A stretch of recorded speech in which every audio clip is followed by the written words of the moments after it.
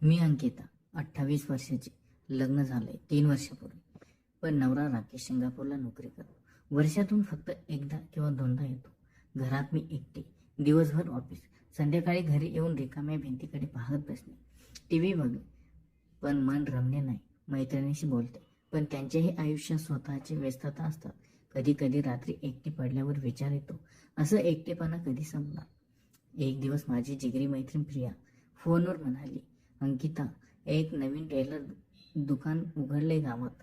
नाव आहे Rahul fashion tailoring. तो blouse शिवतो. खूप छान. माझा नवीन ब्लाऊज पहा, किती परफेक्ट फिट झालाय. तूही ना. तुझी साडी ब्लाऊज जुन्या झाल्यात. मी थोड्या संकोचाने म्हणाले, पण प्रिया, नवीन ठिकाणी जाऊन माप द्यायला लाज वाटते. प्रिया हसली. अरे काय लाज, तो प्रोफेशनल आहे. जा, ट्राय कर. तुला नवीन ब्लाऊज शिवून घे. तुझ्या फिगरला खूप सुंदर दिसते. शेवटी मी तयार झाले. सकाळी 9च्या सुमारास मी तयार झाले. हलकी साडी नेसली. केस नीट विंचरले. थोडे मेकअप केला. मनात एक विचित्र उत्सुकता होती. दुकान बाजारातच होते. फार दूर नव्हते. दुकान छोटेसे, पण आतून स्वच्छ आणि व्यवस्थित दिसत होते. बाहेरच बोर्ड लावलेला, राहुल फॅशन. मी आत शिरले. आत एक तरुण माणूस बसलेला होता. उंच, गोरा, डोळे मोठे आणि आकर्षक. वय साधारण 32-33 असावे. त्याने वर पाहिले आणि हसवून म्हणाला, नमस्कार मॅडम, स्वागत आहे. काय काम आहे? त्याचा आवाज गोड आणि आत्मविश्वासपूर्ण होता. मी थोडे लाजून म्हणाले, ब्लाऊज शिवायचा आहे, माप द्यायचे आहे. अच्छा, बसा ना, तो खुर्ची पुढे करत म्हणाला. मी बसले. तो माझ्यासमोर उभा राहिला. त्यांच्या हातात माप घेण्याची टेप होती. तुमचे नाव? त्याने विचारले. अंकिता, मी सांगितले. मी राहुल. आरामात सांगा, कसा ब्लाऊज हवाय? स्टाईल कशी हवी? मी सांगितले की साधा पण फिटिंग चांगला हवाय. तो ऐकत होता. डोळे माझ्याकडे टिकून होता. मला जाणवले की तो फक्त माप घेणार नाही, तर मला नीट पाहत आहे. ठीक आहे, तर मग साडीचा पदर थोडा बाजूला करा. मी पदर बाजूला केला. त्याने मागे येऊन माझ्या पाठीवर टेप लावले. त्यांचे बोट माझ्या ब्लाऊज जवळ हळूहळू फिरत होते. पाठीचा माप घेताना त्यांचा स्पर्श हलका पण जाणवणारा होता. माझ्या शरीरात एक अजब गुदगुल्या उठली. मी श्वास रोखून ठेवला. काय होतं हे? फक्त माप घेतोय ना, पण हे कसे जाणवतंय? मनात विचार आला. थोडे सरळ उभे राहा अंकिता, तो हळू आवाजात म्हणाला. त्याचा श्वास माझ्या मानेच्या जवळ गेला. मी थरथरले. त्याने कमरेचा माप घेतला. त्याचे हात माझ्या कमरेभोवती फिरले. एक क्षण त्यांचे बोट माझ्या साडीच्या काठांवर थांबले. मी डोळे मिटले. तुमची स्किन खूप सॉफ्ट आणि गोऱ्याशी आहात, तो हसत हसत म्हणाला. ब्लाऊज खूप चांगला फिट होईल. मी लाजून हसले. असं काय बोलताय तुम्ही? फक्त माप द्या ना. तो हसला. सॉरी, पण सत्य बोललो. मला माझ्या कामात अभिमान आहे. क्लायंट सुंदर दिसली तर मला आनंद वाटतो. मग तो समोर आला. आता छातीचा माप घेऊ. मी लाजून मान खाली घातली. त्याने टेप माझ्या छातीभोवती हळूहळू लावली. त्याचे बोट माझ्या ब्लाऊजच्या वरच्या काठावरून फिरले. एक विद्युत शॉक सारखे जाणवले. माझे हृदय जोरात धडधडू लागले. मी श्वास घेत नव्हते. त्यांचे डोळे माझ्या डोळ्याकडे पाहत होते. काही क्षण आम्ही एकमेकांकडे पाहत राहिलो. रिलॅक्स करा, तो कुजबुजला. तुम्ही खूप सुंदर आहात अंकिता, असं लाजू नका. माझ्या मनात हजार विचार येत होते. मी लग्न झालेले आहे, हे काय चाललंय? पण हा स्पर्श, हा डोळ्याचा भाव, का असे वाटते की याने मला ओळखले? माप घेऊन तो नोट्स घेत होता. मी उठले, पण पाय लडखडले. तो त्वरित पुढे आला आणि माझ्या कमरेला हात घालून धरले.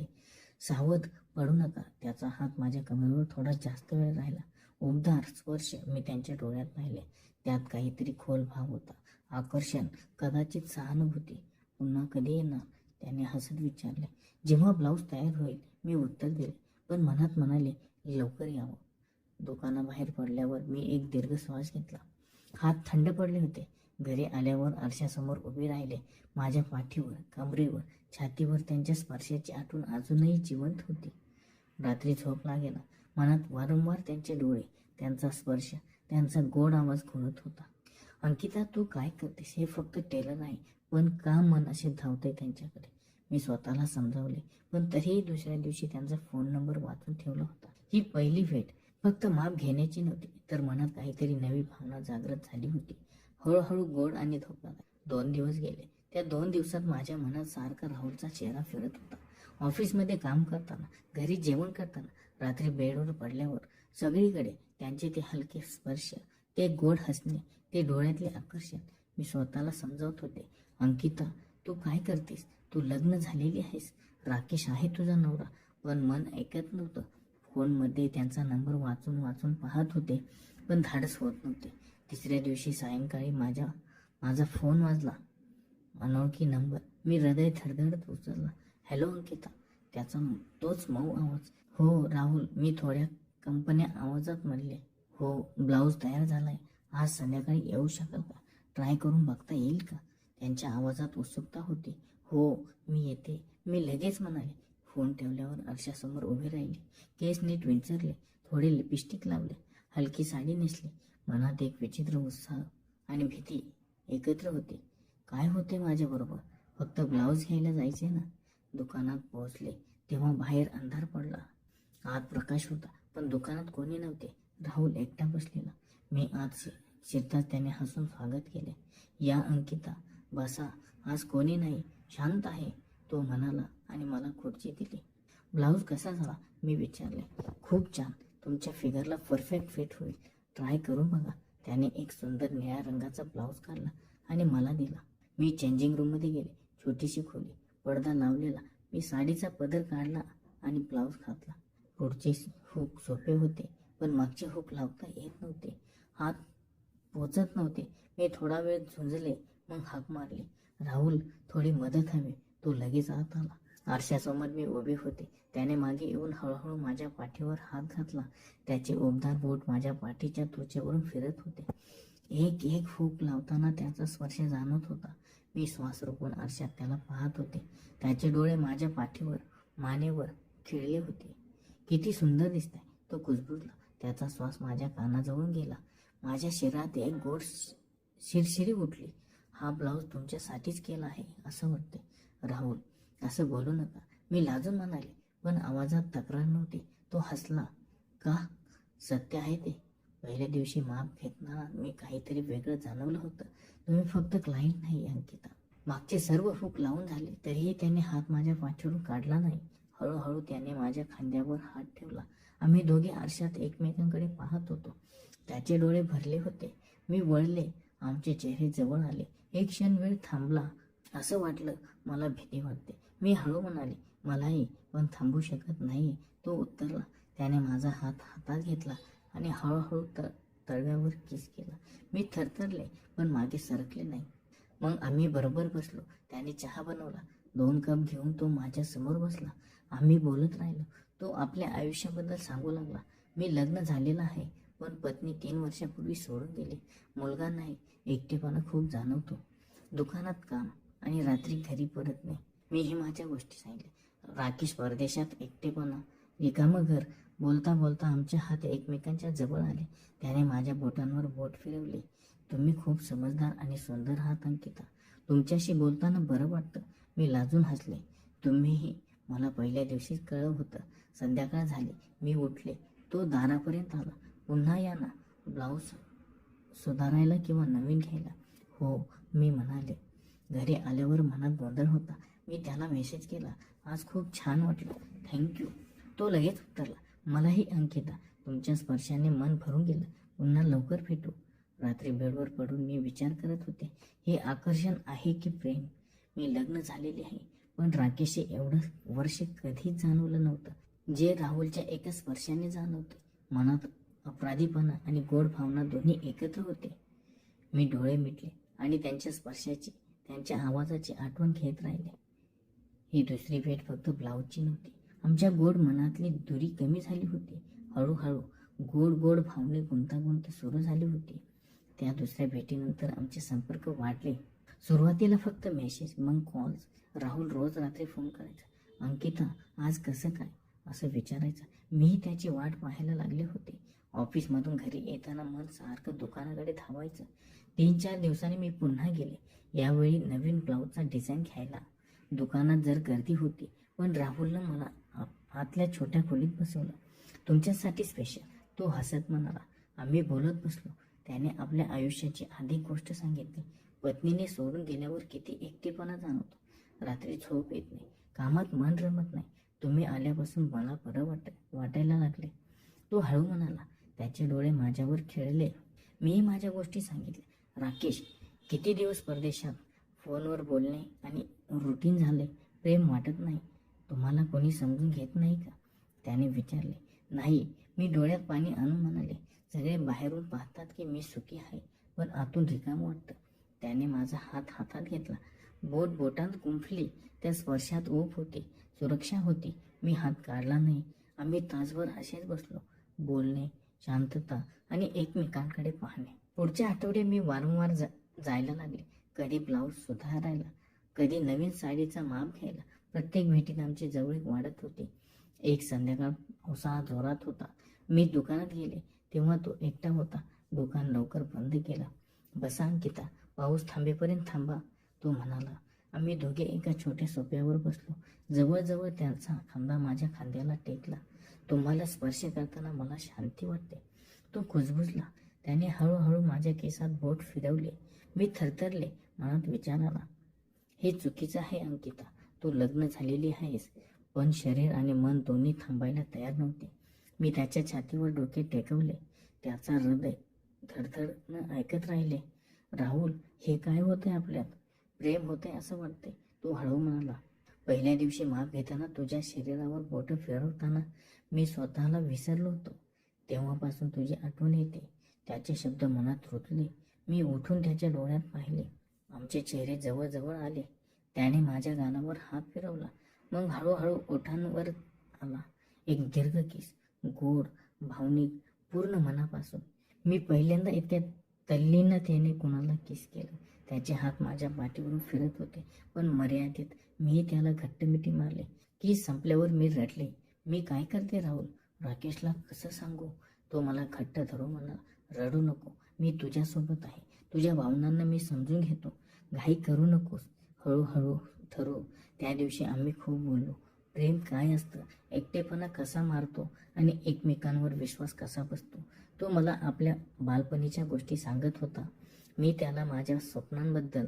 प्रत्येक गोष्टीत आम्ही एकमेकांत गुंतत चाललो होतो. घरी आल्यावर अपराधीपणा जाणवायचा. राकेशचा फोन आला तेव्हा मी आवाज लपून बोलले, कसं काय आहेस? तो विचारत होता. मी ठीक आहे म्हणाले, पण मनात राहुल होता. रात्री झोप लागे ना. त्याच्या स्पर्शाची, किसची, शब्दाची आठवण येत राहिली. हे प्रेम आहे का, की फक्त आकर्षण? पण इतकं घन का वाटतंय? पुढची भेट आणखी खोल गेली. दुकान बंद करून आम्ही आत बसलो.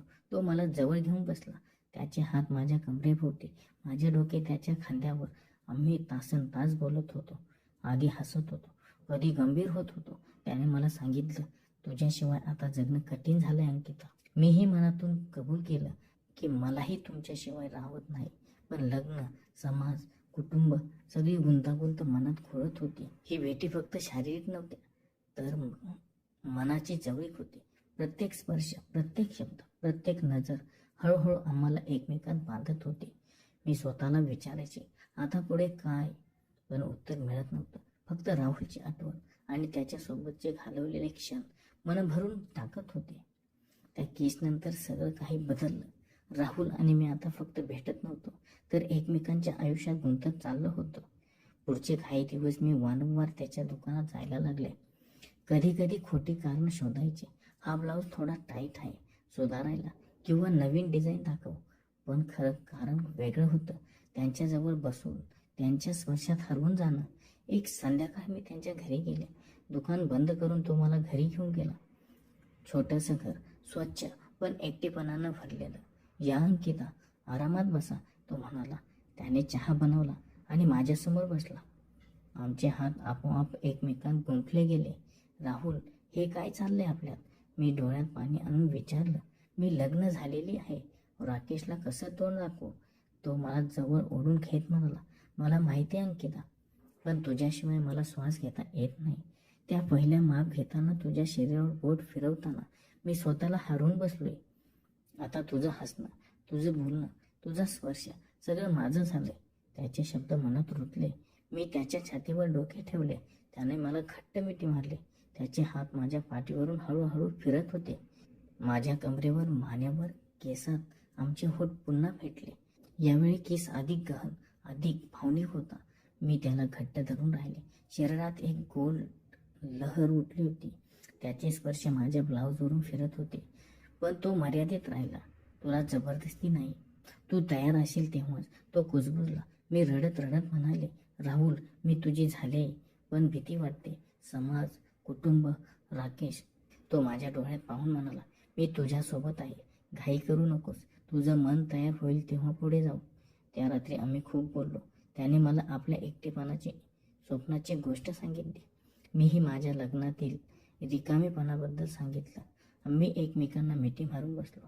त्या क्षणात मन आणि शरीर दोन्ही एकत्र झाल्यासारखं वाटलं. पण मी पूर्ण झाले नाही. अजून नाही राहुल. प्रथम माझं मन स्वच्छ करायला हवं. मी म्हणाले. घरी आल्यावर अपराधीपणा खूप जाणवला. राकेशचा फोन आला. कसं काय आहे संगीता? तो नेहमीप्रमाणे विचारत होता. मी ठीक आहे म्हणाले, पण आवाज कापला. मनात राहुल होता. रात्री झोप लागेना. मी विचार करत होते, हे प्रेम आहे का की फक्त आकर्षण? पण राहुलशी घालवलेले क्षण मला राकेशसोबत कधीच जाणवले नव्हते. पुढचे काही दिवस मी राहुलला भेटले. प्रत्येक भेटीत आमची जवळीक वाढत होती. एकदा दुकानात आम्ही एकमेकांना मिठी मारून बसलो होतो. त्याचे हात माझ्या शरीरावर प्रेमाने फिरत होते. मी त्याच्या कानी कुजबुजले. माझ्या स्पर्शाने मी बेभान होते. राहुल, त्या पहिल्या मनापासून तो हसला आणि म्हणाला, आणि मी तुझ्या डोळ्यात हरवून गेलो. तू माझी जिंदगी आहे संगीता. पण गुंतागुंत वाढत होती. मी राकेशला फोनवर सांगितलं, मला एकटेपणा जाणवत. तो म्हणाला, मी लवकर येतो. पण मी मनात निर्णय घेतला होता. एक दिवस मी राहुलकडे गेले आणि रडत रडत सांगितलं, मी राकेशशी बोलले, संबंध संपवायचे ठरलंय. हे खोटं आयुष्य जगू शकत नाही. राहुलने मला घट्ट धरलं. मी तुला कधीही दुखावणार नाही. आपण हळूहळू नवीन सुरुवात करू. तो दिवस खूप भावनिक होता. आम्ही एकमेकांना मिठी मारली, किस केलं आणि मन मोकळं केलं. शरीर आणि मन दोन्ही एक झाले. ते क्षण अतिशय गोड आणि पूर्ण होते. मी त्याच्या खुशीत पडून राहिले. तू मला पूर्ण केलेस राहुल. मी कुजबुजले. पुढे काही महिन्यात मी घटस्फोटाची प्रक्रिया सुरू केली. राहुलने मला सतत साथ दिली. आता आम्ही एकत्र आहोत. ही कथा फक्त टेलर आणि ब्लाऊज मापाची नव्हती. ही एकटेपणातून जन्मलेल्या प्रेमाची, भावनिक गुंतागुंतीची आणि शेवटी सत्य स्वीकारण्याची होती. कधी कधी मी आरशासमोर उभे राहून विचार करते, त्या पहिल्या भेटीत जे सुरू झालं ते आज माझं आयुष्य बदलून टाकलं. राहुल माझा आहे आणि मी त्याची. धन्यवाद.